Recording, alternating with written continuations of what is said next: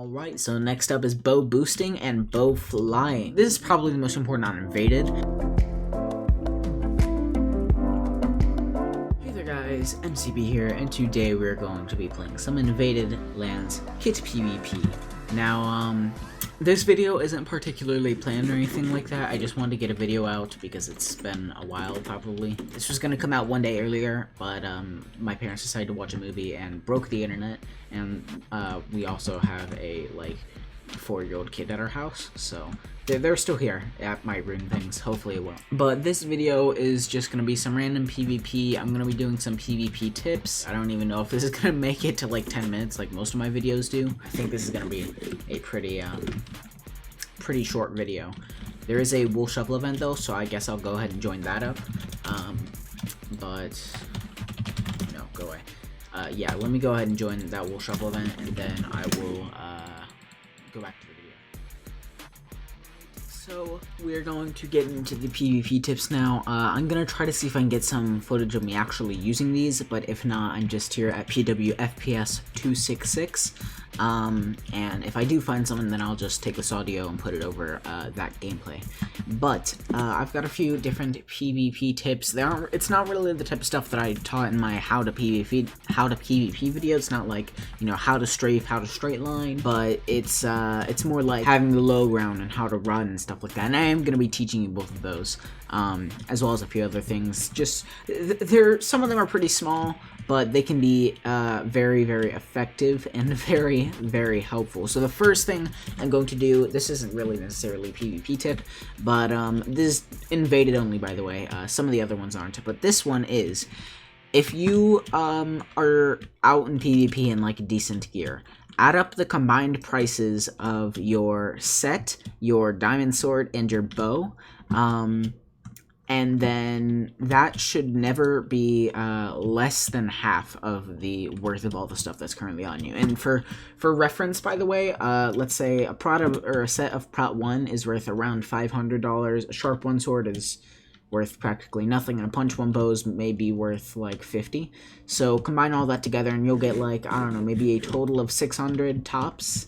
You never want to have 600 or more dollars worth of anything else. And for example, a God Apple is worth a little bit under 1,000. So don't take a God Apple if you're in a normal Prot 1 set. Alright, if you're in Prot 2 set, take 1 God Apple. If you're in Prot 3 and Sharp 3, take like 2 God Apples, maybe. Never, ever fill your inventory up, though, with God Apples, because I've seen people that are going out with like 11 Notch Apples and a Sharp 3, and no, dude, Sharp 3s are worth 2,000. 11 Notch Apples is like $10,000.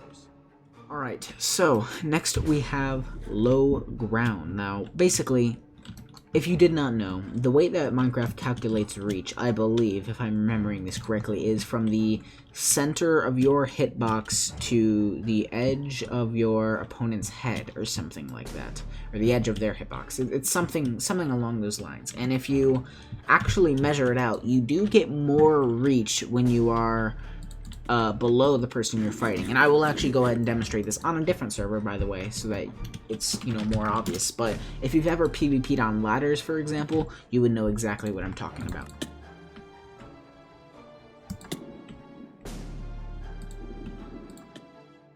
Alright, so next up we are going to be teaching you about rodding, alright? Now, I'm not going to be PvPing at least yet. I'll be putting this over another clip if I do end up getting some PvP clips of me rodding. But rodding is probably the most important out of all of these, which is why I'm doing it so early on, alright? Rodding can not only like get you combos, it can also get people away from you. It's super effective with like everything. And I'll show you why, and I'll also teach you a little bit about how to aim your rod more effectively, I suppose. So, yeah. Alright, so, first things first. If they're strafing, if they're doing this to you, if they're going, like, left and right, you just want to go straight in the middle of their strafe. So, like, say they're strafing on these 3 blocks, then you want to aim your rod right here. Say they're in these 2 blocks, then you want to aim it right here. However, if they're moving to one side, like, say they're fighting you and they're doing something like this, and they're going along, like, this little pathway here. Say I'm right here, and they're going along this pathway, remember? So, when they're here, rod like right here. When they're here, rod like right here. Basically, you want to rod anywhere between 1 and 2 blocks in front of them, so that by the time that your rod reaches that spot, they will also have reached that spot and they'll actually hit. But rodding is really effective, not only because it's essentially another way of sprint resetting. I mean, it isn't, but like, it has a very, very similar effect to it, in that they get knocked back. Instead of you just not moving forward, they get knocked backwards slightly, and it's a lot easier for you to begin a combo. It's like the W tap, but for starting combos, is I guess the best way that I can put it. So yeah, and also if you're chasing, or if somebody is chasing you, or if you're chasing somebody, if somebody's chasing you, rod them backwards, and you know, they won't be able to move forwards as effectively. If you're chasing someone, if you rod them, they will move slightly less fast because they're going to be going into the air, but not like enough for it to make them fast, especially if they have speed, by the way. If they have speed and you're rodding them, that will be very, very helpful. Alright, so next up is bow boosting and bow flying. Now, this is probably the second most important. Like, this is probably the most important on Invaded, but on other servers, bow boosting and bow flying really are not that important, and rodding, I would say, is much, much more important, especially on servers such as HCF servers, where just, like, bow boosting is not a thing that people do, or UHC, for example. You're very unlikely to get a punch bow. With a punch bow, you just want to fire very low charge shots as you're running. So as you can see, just as I'm running, it's like this. And I'm going to show you how to aim them as well, because as you can see, I'm not hitting all of these because I'm not trying to aim them or really time them. I'm just kind of, you know, showing you the general idea of it. But yeah, I will show you how to aim them, how to time them, and also how to do with a punch one, as well as how to bow fly. So that's going to be pretty interesting. So first things first, when you are bow boosting, you want to press the button right as you land and let go of the button after you've moved, say, a block. Oh, why is this guy? There's no. So, what? Okay, anyways, okay, good. So, that didn't work because I did it early, alright? So, like, early, on time, early. But, if you time this right,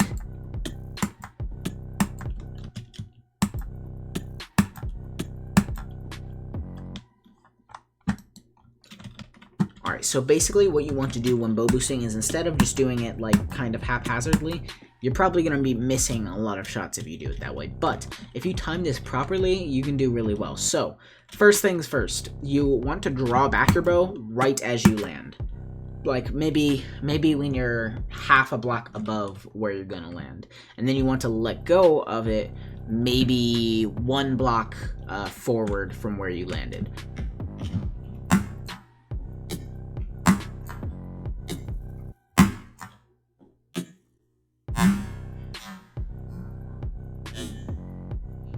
Alright, now bow flying is similar but a bit different. This one, it does take a lot of skill to do this every time. I actually can't see anyone that can do this with 100% accuracy. I've seen pretty high accuracies, but never 100%. So, what you want to do is basically, you're going to fire this, and then maybe when you're 1/3 of the way through your arc, you're going to start drawing back your bow. And then you want to fire it, like, maybe now. Let's see. So, you see how there's, 1, 2, 3 animations? You want to draw it just before the first animation transforms into the second. And for me, the first animation is a red arrow, the second is a yellow, and the third is a green. So you want to do it just before it goes from red to yellow, alright? And so, like this. Like that. There you go. Alright, it's nothing too hard to do. It's definitely a lot harder when the server is lagging. Like, for example, right now it is lagging quite a bit. But yeah. And also, you want to aim up. If you're aiming down, it's likely not going to hit you, since you're doing this 1/3 to 1/2 of the way through your arc, and it'll be basically shooting it below you. So you want to aim slightly up, nothing too much. Like, say if this is level, then you want to aim, like, I don't know, that much. For me, that's around 1 inch on my screen, but yeah, that's a pretty good length, and you're going to be able to do it decently. It's never going to be perfect unless you practice it a lot, but you can do it pretty well. And you can bow boost, by the way, bow fly, rather, more than once, like midair. So I'm not particularly good at bow flying, but it is definitely possible. I'll see if I can do it right here, because I've done up to like 4 before, I think.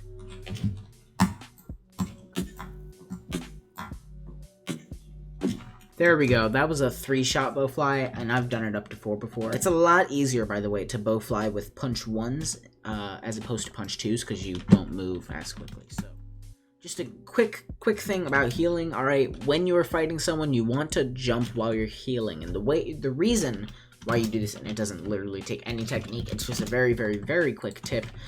The reason why you want to do this is essentially because when you jump, you take more knockback, and I'll show you this. So, like, I will fire a bow up here, and let's see how far I move. I'm currently on, 37, 213, and I'll do this. And I moved, roughly 0.400. Now I'm going to do the same thing, but I'm going to jump, and I'm on 275. Wait. That, as you just saw, moved me over an entire block, and I wasn't even moving. If you're moving, the effect is even more dramatic. So yeah, hopefully you enjoyed, and I think actually this is going to be it for the video. We have a few keys that I want to open first, though, so let's go ahead and head spawn and do that. We're going to be doing this every video, I think. We're just going to open up, I don't know, 5 keys a video, or however many keys I got that week. But this week, let's see, /cc, we got 6 vote keys and 4 event keys. So I guess we'll open up 4 vote keys and an event key. Or maybe, no, 3 vote keys and 2 event keys. That's reasonable. Alright, so we'll start with the vote chests, see if we can get anything decent from them. I think, as far as I'm aware, that this is actually better. What was that? Okay, VIP. Okay, I thought it was someone particularly good. I'm fairly sure that vote keys are actually better than event keys, even though they're way easier to get. But yeah, alright, so we got Kit Pro. I'll take it. I'm actually kind of needing Harmony Pots. I want to pull off a play. Vote key? Kit VIP? Okay, I mean, I guess that's fine. Event chest, and then we have 1 more after this. Hopefully we'll get something good. I really need a warp crate, but I doubt we're gonna get that. 2 sets of diamond armor, thanks for absolutely nothing. That is the single most useless thing in the entire event chest. I would rather get like $100. Alright, I'm not even joking. But let's see what we get. 5,000. Alright, actually that's pretty good. So yeah. But that's basically gonna be it. Yeah, that's pretty much it. I'm leaving for school in 5 minutes, and I really don't want this video to be late another day, because I have to get this rendering while I'm at school, or it's just not gonna get uploaded today. So I'm sorry that the video's a bit rushed. I have an idea for another video, which should be coming out in a few days if I'm able to get all the clips in time, which I think I will. So, yeah, and I'm also going to be uploading some more PE factions. The server's just whitelisted right now, but once it comes back out, I will be looking for a bunch of raids and hopefully get a few more videos out to you guys. So, yeah, enjoy this clip of me doing very, very well in a team deathmatch, and I'll see you all in my next video.